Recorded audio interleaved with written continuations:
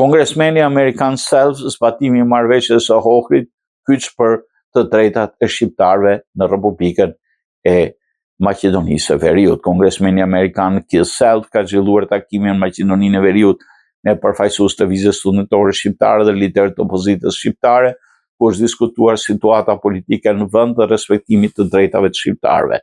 Në takimin e përfaqësues studentor me Vlana Demi, Besar Sejdiu dhe Jon Selimi, u ngritën shqetësime për mosbatimin e ligjit për përdorimin e gjuhëve për çështje që lidhen me sipas tyre me cënimin të drejtave të fituara të shqiptarëve. Ata theksuan rëndësinë e garantimit të barazisë kushtetuese, mbrojtjen e gjuhës shqipe, respektimin e marrëveshjes së Ohrit si bazë pashkëtese dhe përfaqësimit të drejtë. Më pas Self u takua dhe me liderët të opozitës shqiptare, përfshirë Ali Ahmetin dhe Zjadin Selën, ku diskutuan sfidat aktuale politike, nevoja për respektim të marrëveshjeve që garantojnë stabilitet ndëretnik.